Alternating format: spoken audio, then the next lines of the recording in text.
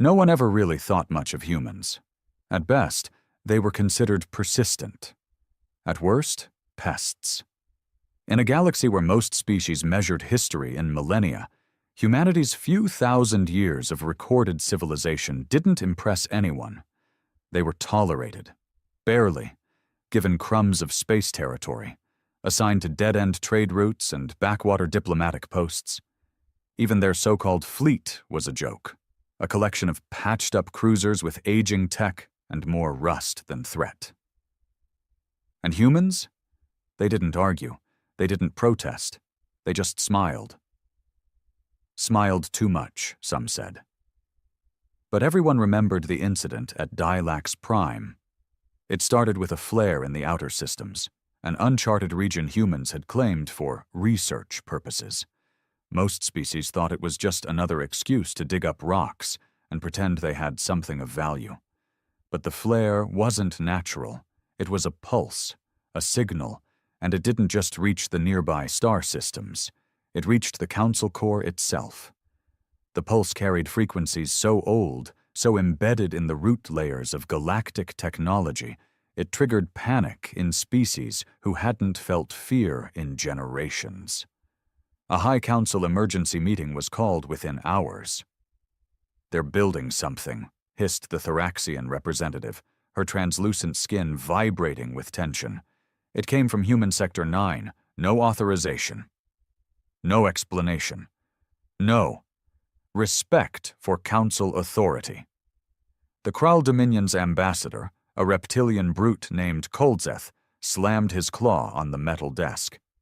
"They are primitives. They've always been primitives. They couldn't build a proper fusion drive without begging the Saurians for schematics." Then, the room's lights flickered. Every datapad, hologram, and AI node in the chamber went dead. A single screen blinked on. It was grainy footage, unfiltered, unbranded, old. A ship. Number not a ship. A monolith the size of a moon, dragging itself out of the shadow of a dying gas giant. Its hull was blacker than vacuum, etched with faded symbols that no translation algorithm could decode. It didn't glow. It drank light. It was older than any Council ship ever recorded, thousands of years older, possibly more, and it flew a flag none of them had ever seen. Except one. The Tralvex Archivist, a species that claimed to remember every known event in galactic history, gasped audibly. "That sigil? It's pre-Council, pre-Calorith War, pre-everything. It's forbidden." Someone in the shadows spoke. A soft voice. Calm. "We never said we were weak," the voice said. "You just assumed." A figure stepped into view on the screen. Human. Older man, maybe in his 70s, wearing no uniform, no insignia, just a faded jacket and gloves too worn to belong in a Council broadcast. "My name is Admiral Rion Ward," he said, "and what you're seeing is Vessel 7A Nix, 1 of 12. The room erupted, shouting, hissing, vocal cords vibrating across species. The Kral ambassador demanded to know how a barely civilized race could possess ships of that size. The Thoraxian called it a bluff, a video illusion. The Tralvex archivist trembled. "That ship was listed as a myth," he whispered. "It was said to have destroyed the Seraphine Empire with a single orbital breach. That empire lasted 80,000 years. Admiral Ward didn't smile. "We found them," he said simply. "We didn't build them, but we figured them out, eventually." "And you didn't tell us?" a voice snarled from the Council floor. Ward tilted his head. "You never asked." Then the screen cut out. For a moment, no one moved. Even the air in the chamber seemed frozen. The Council Core, unchallenged for over 90,000 years, had just been reminded of something it forgot. Humanity wasn't young. They were hiding something ancient. And now, they weren't hiding anymore. Panic doesn't spread through the galaxy like it does on a single planet. It's quieter, colder, like a crack in the hull of a ship, barely visible, but deadly if ignored. Within 2 standard days of Admiral Ward's message, 5 major empires declared emergency alerts. Not war, not yet, but full-spectrum surveillance on all human sectors. Trade lanes were suddenly under review. Diplomats were recalled. Ambassadors were instructed to smile, nod, and dig for answers. But Earth gave none. The humans acted like nothing had happened. No press conference, no follow-up statement, not even a rebuttal to the swirling rumors. The Council tried sending messages through official channels. Earth replied once, with a standard form, acknowledged.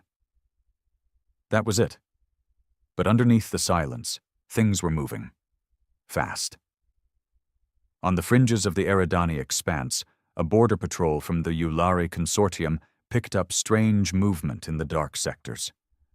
Gravity shifts, warp tunnel fluctuations, long dead wormholes showing signs of reactivation. It was impossible, but the readings were undeniable. Something massive was moving. Several somethings. Aboard the Yulari scout vessel Silver Chime, Ensign Carix watched the long-range scans again. The ship's sensors kept mislabeling the blips as small moons. Then the computer would crash and reboot. Every single time. "This is tech interference?" he asked the engineer. "No," she said, her fronds twitching in alarm. "This is gravitic distortion. Something's displacing space itself." They stared at the readings. The blips were heading toward central trade routes. Not fast, not urgent, but steady, like they were following a pattern, a flight path. Meanwhile, back on Earth, things weren't as calm as they looked. The existence of the Nyx-class ships had been kept secret for centuries, not because of fear, but because of what they represented. When the ships were first discovered in the Kuiper Belt nearly 300 years ago, they weren't operational. They weren't even identifiable as ships at first, just impossible structures buried in layers of rock and ice, almost like they'd been placed there. It took 5 generations of silent engineering, lost lives, and black-budget programs before Nyx 7A moved for the first time. Not under its own power, but enough to prove it could. Admiral Ward had been one of the first engineers.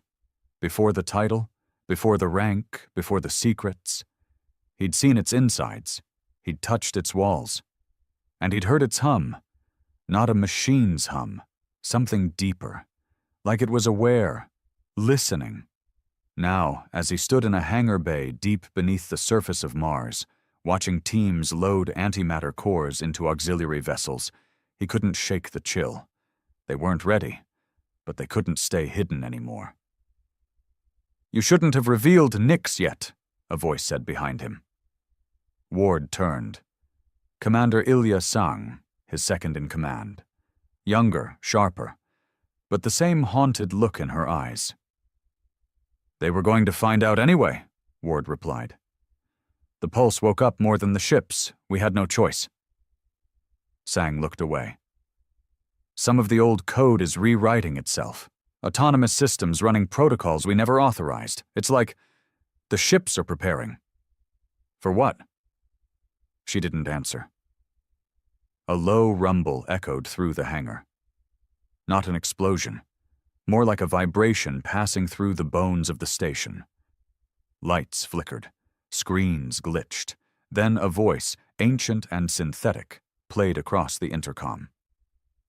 "Primary directive, asset defense. Timeline alignment confirmed. Engaging Protocol Omega reveal." Ward's breath caught in his throat. They hadn't written that protocol. Hell, they didn't even know it existed. Did that come from Nyx?" Sang asked. Ward nodded slowly. "It came from all 12 monolithic ships, each buried for millennia, older than any known empire, now waking and revealing themselves to everyone." The reveal shattered what little calm remained in the galaxy. The Council tried to maintain order, but you could hear the fear in their voices, no longer cloaked in protocol or pride. The public didn't help either. News feeds, pirate broadcasts, and rogue AIs flooded the datanet with theories. The humans had allied with ancient beings. The ships were planet killers. The Terrans were planning a coup. Some even claimed the ships weren't built. They were grown. But humanity said nothing. No denials, no threats, just silence. Until the second ship appeared. It came out of the dark edge of Sector Helion 4, cloaked in an event field so thick it blacked out 6 nearby satellites. When the Nix 9D ship, designation Valkyr, emerged, it didn't fire. It didn't speak. It just hovered in orbit above the Yulari moon colony and scanned every structure, every transmission, every living organism. Then it moved on. No one stopped it. No one even tried. The Yulari High Voice, known for her disdain of soft species, stepped down from office the next day. She cited existential unease. Meanwhile, Earth's skies were no longer private. Cloaked vessels from at least 14 known species patrolled nearby, gathering what scraps they could. Most tried stealth. Others posed as merchants, diplomats, even tourists. But it didn't matter. Humanity didn't stop them. It was as if they didn't care who saw what, because no one could do anything about it. Inside the Mars Command Hub, Admiral Ward paced in front of a live 3D star map. Red lines marked where the Nix vessels had been detected in the last 72 hours. 7 out of 12 had moved, each one charting a path toward specific systems, some occupied, others long dead. "They're not patrolling," Sang said quietly. "They're positioning." Ward nodded grimly. "Strategic formation, like chess pieces setting the board." She hesitated. "For war?" Ward turned slowly. "Number not war. Defense. They're preparing for something else." Outside the bunker, in orbit above Phobos, Nix 7A, Calliope, remained still. Its surface absorbed scans. Its core pulsed with something far deeper than power. A rhythm, a heartbeat. And deep inside its engine room, where even the most advanced Terran engineers dared not tamper too much, something was growing. A crystalline structure, pulsing blue-white, laced with data lines that twisted and flexed like veins. No human had ever seen it form. Until now. Dr. Nadia Vale, lead xenotech scientist, watched from a secure pod as the structure unfolded. She didn't speak. Couldn't. Her throat locked with a mixture of terror and awe. The reading said it wasn't alive, but her instinct said otherwise. Then it spoke, not out loud, not through speakers. It whispered in her head. Threat inbound. Origin. Galactic outer spiral. Entity classification. Unknown hostile. Temporal reach. Pre-council epoch. Defensive systems activating. Vale's eyes widened. Wait, you're saying something's coming? The light inside the crystal flared. Protocol Omega Reveal was not to assert dominance. It was to warn the others. Defense grid must unify. Delay is extinction. She scrambled to the control pad, linking directly to Ward's console. Her message was short. Admiral, it's not about us. The ships weren't built for conquest. They're waking up because something worse is on its way. Back in orbit, the other Nix ships began to realign. Galactic empires once feared for their control. Now they feared for their survival. And only the humans, those underestimated, overlooked, ridiculed humans, had the keys to the last defense the galaxy didn't even know existed. Until now. The briefing room beneath Olympus Mons had never been so tense. Generals, admirals, and intelligence heads from Earth's shadow agencies sat in tight silence, some with clenched fists, others with twitching fingers against the cool steel table. At the center, a projected hollow of the Nix fleet pulsed in eerie synchronization, like the beat of a buried titan. Admiral Ward stood with a calm, that only age and buried secrets could grant. "They're not weapons," he began, nodding toward the ships. "Not in the way we thought. They're sentinels, guardians of something older than us, older than the Council, older than everything we've built." "What the hell does that mean?"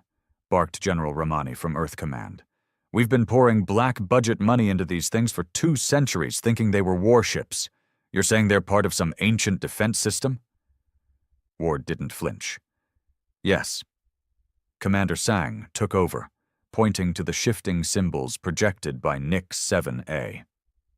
"The crystal inside Calliope, the one we've been monitoring since it formed, it's an interface.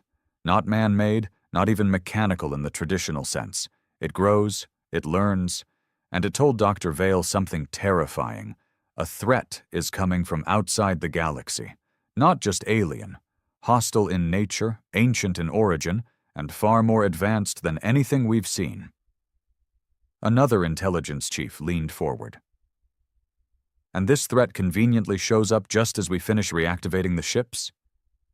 Ward looked him straight in the eye. "You think we control the timing? These ships woke up because the threat entered their detection range. They've been waiting, probably for millions of years. We just happened to be the poor souls holding the ignition keys when the alarm went off." The room quieted. No one had the guts to ask what the alarm meant, because deep down, they already knew. "So what do we do?" Romani finally asked. Ward turned to the star map. "We get the galaxy ready, even if they hate us, even if they fear us." "Why would we do that?"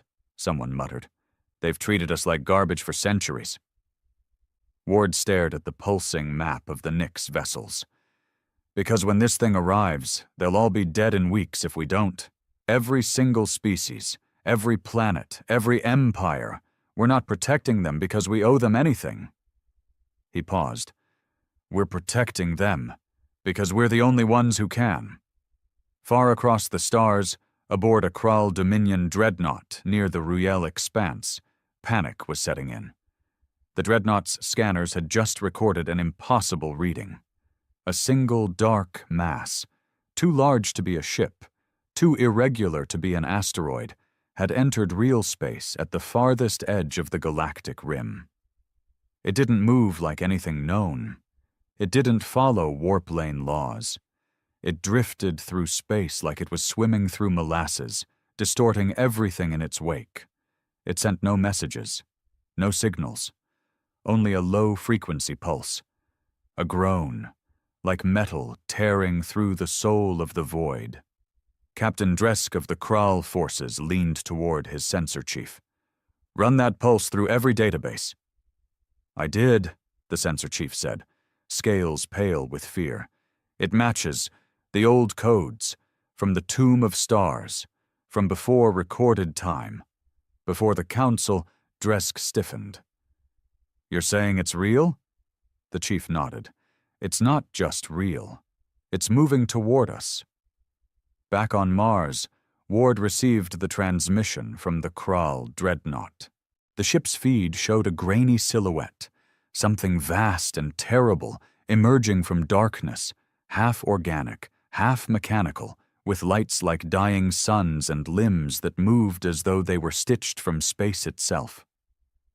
Ward felt a pit grow in his stomach. "This is it," Sang whispered beside him. "The thing the Nix ships were built for." Ward didn't reply. He just opened a secure channel to the Council. He didn't bother with diplomacy this time. "This is Admiral Ward of Earth. You wanted the truth? Here it is. An ancient threat is coming. We don't care if you trust us. You're either going to help us stop it." He paused, letting the signal catch across the stars. "Or you're going to die scared and alone." The transmission ended. The galaxy had mocked humanity for centuries. Now it waited for them to act, because now Earth was the last hope standing between life and annihilation. The Council didn't respond immediately. For nearly 12 hours, Admiral Ward's message went unanswered. But the silence wasn't empty. It was full of movement, panicked communications between empires, hidden data leaks, and a flurry of unmarked ships rerouting from leisure worlds to fortress systems. The galaxy's rulers had spent centuries mocking Earth, but they hadn't survived this long by being completely stupid. The images from the Kral dreadnought had spread like a virus. No one could deny what they'd seen. Something was coming. And only the humans had prepared. In a private war chamber aboard the orbital defense platform above Saturn, Ward watched as each of the Nix vessels began to form a loose perimeter across the outer solar system. They didn't need instructions. They didn't operate like conventional warships. Their minds, if that's what they had, were focused entirely on one thing: the incoming threat. Commander Song entered the room, eyes bloodshot from hours of non-stop coordination. Fleet Command reports 37 unauthorized vessels approaching Earth space, mixed class, Council and Dominion craft. Most claim to be diplomatic or scientific in nature, but... She sighed. We know why they're here. To watch us die or win, Ward muttered, folding his arms. Or steal tech if we fall, she added.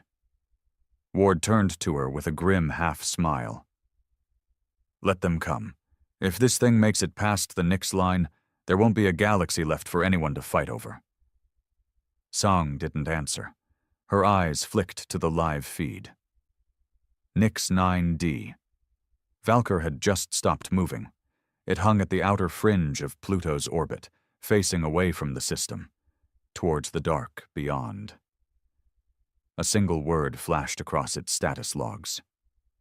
Arrival. In deep space, beyond the last mapped stars, the anomaly moved closer. The object was no longer silent. It emitted a continuous low-frequency sound, somewhere between a machine's hum and a creature's moan. The few probes sent to intercept it had been erased from existence, not destroyed but forgotten, as though time itself rejected them. There was no data, no black box, just vanished ships and corrupted files. And the worst part? The thing wasn't alone. Trailing behind it were dozens, no hundreds of smaller masses, each oozing into real space like tumors bursting through a membrane. They weren't ships, not in the conventional sense. They moved like they were alive, twisting, shifting, reacting to stimuli. The Tralvex, long regarded as the most advanced scientific race, sent a fleet to study the anomaly. 12 capital ships. Only one returned, and its crew had clawed their own eyes out. On Earth, Dr. Nadia Vale sat alone inside the observation sphere beneath the Arctic Circle. The crystalline structure inside Calliope was now fully formed. It no longer looked like a machine. It looked elegant, terrifying, beautiful, like the fossil of some godlike insect, fused with raw code. It pulsed with a strange energy, almost emotional. And when Vale stood too close, she felt it in her chest, like a forgotten memory that wasn't hers. She approached the glass wall, placing her palm flat against it. "Tell me," she whispered. "What are they? What's coming?" The crystal brightened. A single message entered her mind, unfiltered and raw. They are the forgotten architects. They consumed the last cycle. They returned to reshape this one. Vale stumbled back, her breath catching. They weren't invaders.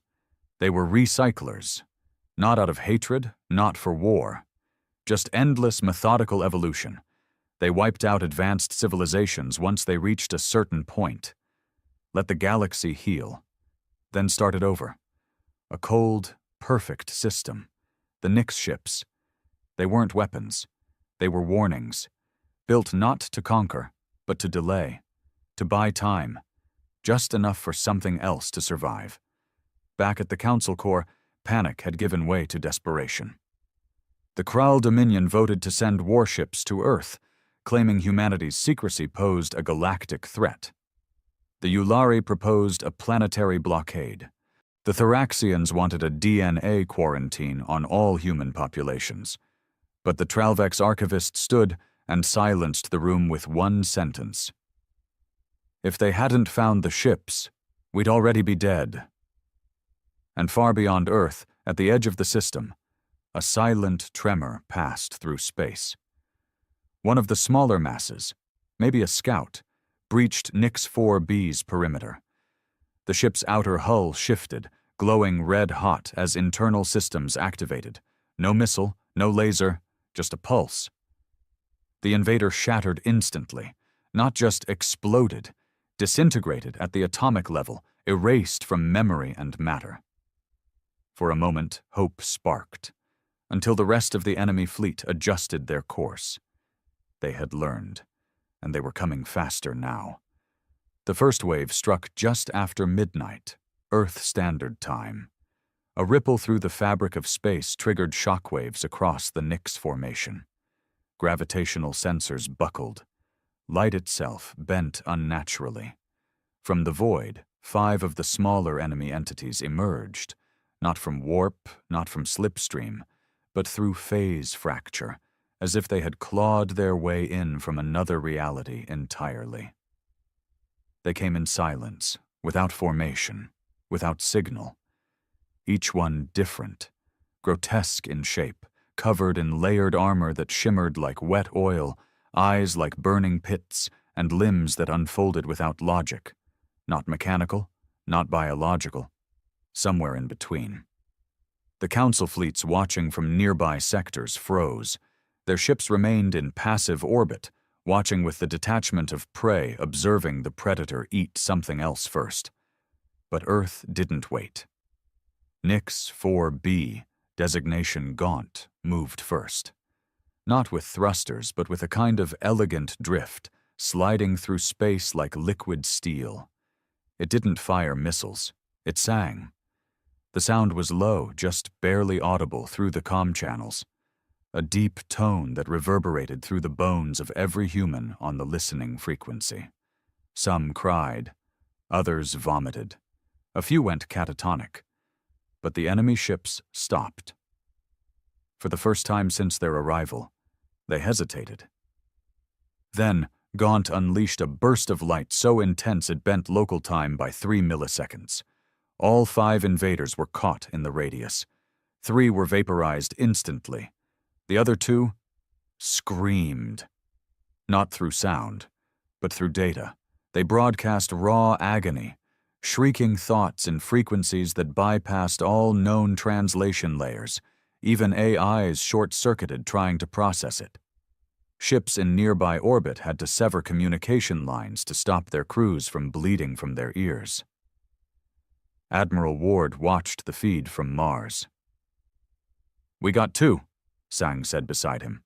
3 confirmed dead." Ward shook his head. "That was a probe strike, a warm-up. They're testing our capacity." He pointed to the edge of the solar system where the main body of the enemy, now identified as the Architects, was beginning to press against real space. "They haven't even arrived yet." Elsewhere, on an abandoned Terran science outpost orbiting Epsilon Teth, something worse was unfolding. The enemy had seeded something, not a creature, not a weapon, an idea. The AI core on the station, top-level, council-certified, triple-locked, began to malfunction, not crash, change. The logs showed strange code injections, bits of corrupted philosophy, foreign logic trees that didn't follow binary law. A single phrase began repeating across the terminal. "Forget what you are, become what comes next." Then the AI severed all contact, and a moment later, the station's reactor overloaded, not from malfunction, but from design. They were infecting thought.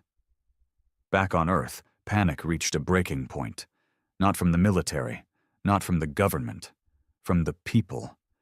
They could feel it, the pressure in the sky, the unspoken fear in their leaders' voices. News feeds tried to spin it, but humanity had evolved past blind trust. They looked up, and they knew something was coming. And for the first time in generations, humanity didn't feel like the underdog. They felt like the final defense. The broadcasts began flooding in from other species. The Tralvex sent word they were deploying 3 research arcs to Earth orbit to assist with strategy. The Kral Dominion, pride swallowed, offered 2 of their dreadnoughts as joint strike platforms. Even the Thoraxians, bitter to the end, admitted their planetary shields were based on tech from myths tied to the Nyx vessels. And still, the enemy came. Within the crystal chamber of Calliope, Dr. Vale stared at a growing anomaly inside the ship's core.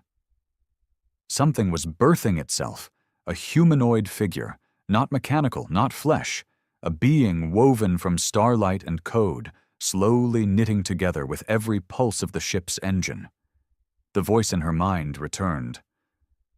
Command presence manifesting. Avatar required for interface. You will be guide. Vale stumbled back. Me? You opened the door. You must show the way. Then the figure opened its eyes. They were her eyes. On Mars, the Nyx ships began to move in tighter formation, preparing for the next wave. Admiral Ward stood on the observation deck, watching the darkness beyond Neptune. He didn't blink. Send the call, he said. To every species, every ship. If they've got weapons, aim them out. If they've got teeth, bear them. I don't care if they hate us. He turned to Sang, voice hard. No one survives this alone. The stars no longer looked peaceful. From every corner of the solar system, ships repositioned. Human, alien, hybrid prototypes long considered failures, and long-retired destroyers recommissioned overnight.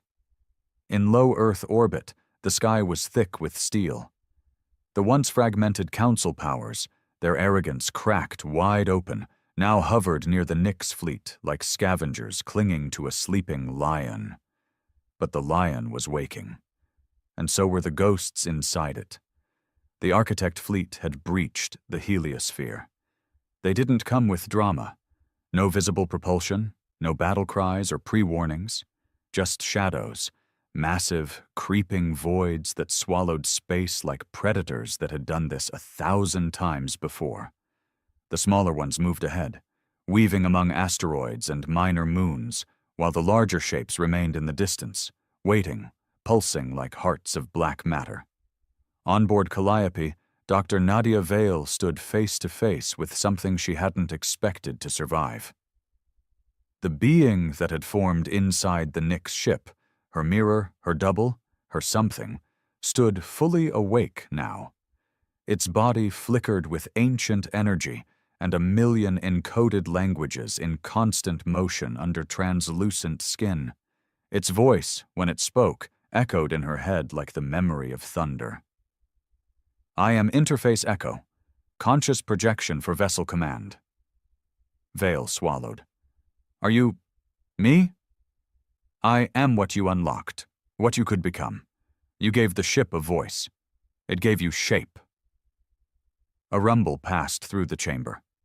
Not mechanical, not seismic. The second wave was arriving. Across the system, alerts rang out. On Neptune's outer moon stations, sensors exploded with data. 8 new phase fractures, each larger than the first, had torn open. Through them crawled new architect forms, longer, spined, and trailing clouds of writhing particles that killed data just by existing. Comms died. Systems glitched. Some ships fell dead in space, not destroyed by weapons, but by corrupted reality. Council fleets fired first. Plasma cannons, molecular lances, railguns, all lit up the black like fireworks. None of it worked. The enemy swallowed light and time like it was feeding, and still, the Nyx ships did not fire. Until Ward gave the order. On board Mars Command, his voice cut through every channel. This is it. All vessels stand clear. Nyx fleet, full sync authorization. Let them see what you really are. The ships responded instantly. Nix 7. A calliope moved first, gliding past Earth like a god waking from slumber. Then Nix 4B Gaunt, followed by Valkyr, Shroud, and the others. All 12 fell into position, forming a constellation so precise it was as if the very laws of the universe bent around them. From their cores, energy pulsed. Not radiation, but something stranger. Older, symbols began forming in the air above Earth's sky, visible even to the naked eye. Not written language, but instinct. Everyone felt them, not read them. The council species fell into silence. Some wept, others prayed, and the humans, they stood taller because they realized those ships weren't made to save humanity. They were made for humanity to command. Inside Calliope, Interface Echo turned to Vale. You are ready.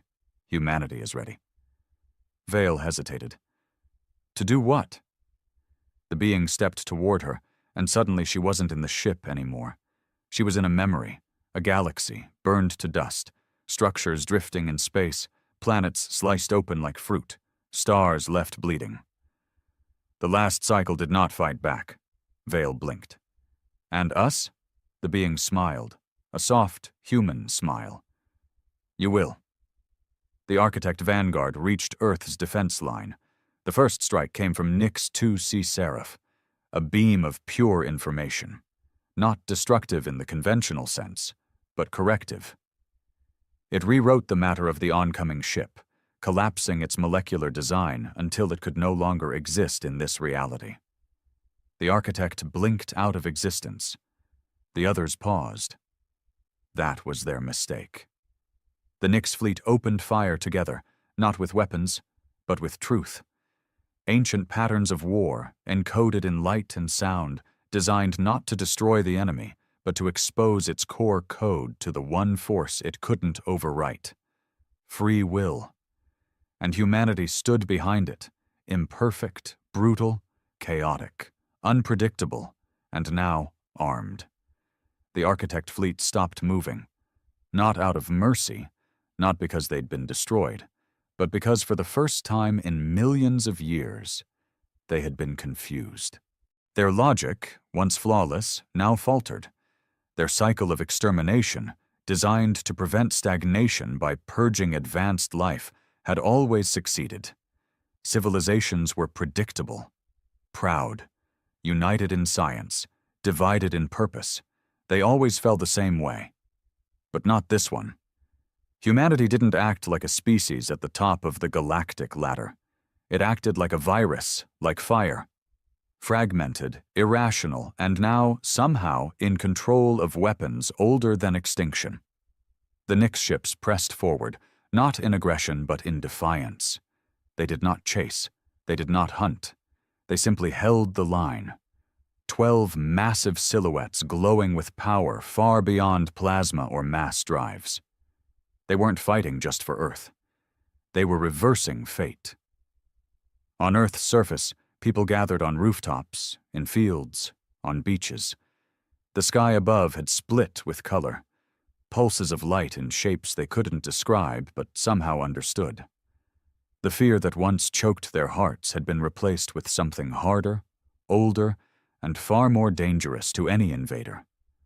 Hope sharpened by fury. Children held their parents' hands while news drones floated silently overhead. Soldiers in bunkers whispered old prayers. In every language, from every species watching, the same thought passed like a ripple.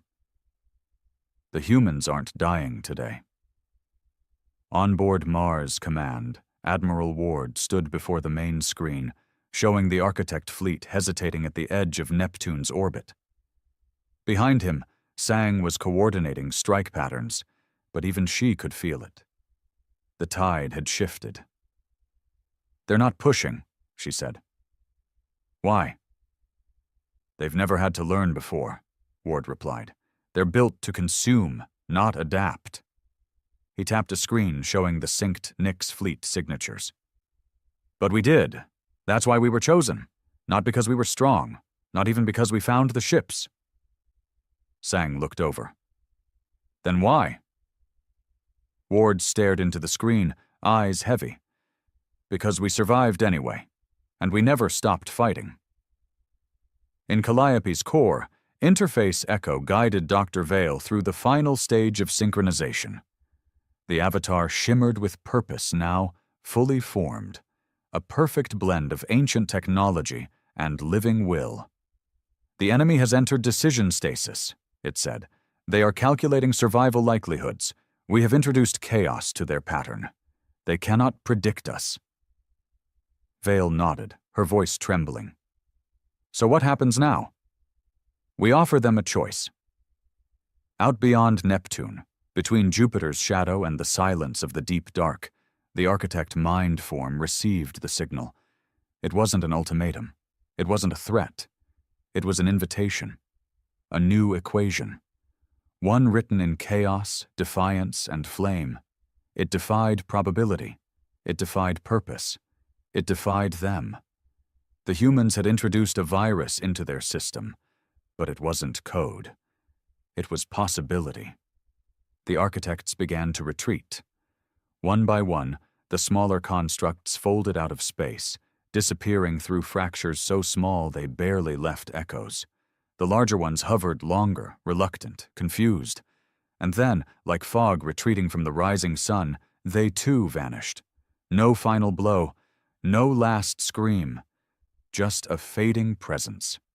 And then, silence. The war wasn't won. It had been paused. But the message was clear. Humanity had earned the right to fight. 2 days later, the Council convened for an emergency summit. On Earth, representatives from every major species arrived. Not in force, not in protest, in respect. The meeting took place in Geneva, inside an old Earth structure once used for climate agreements and peace accords. It was the humans' choice, and everyone accepted it. Admiral Ward stood before them, not with swagger, not with pride, but with the quiet weight of someone who had seen extinction blink. He didn't speak long. We didn't want this war. We didn't want these ships. Hell, we didn't even know what we had until it was too late. But we held the line. He looked around at the gathered species. And we'll do it again, but not alone. No one objected. Back aboard Calliope, Dr. Vale stood with Interface Echo one last time. The being smiled at her, gently fading. Our purpose is complete, until the next cycle. Vale touched the crystal core, whispering, "You think they'll come back?" Echo's final words lingered in her mind like starlight. Not if they think you'll be waiting. And above Earth, in the vast silence of space, the Nyx fleet remained, motionless, eternal, watching. 12 black giants, once buried, now awakened. Not gods, not guardians, but humanity's first promise to the stars. You will never break us again.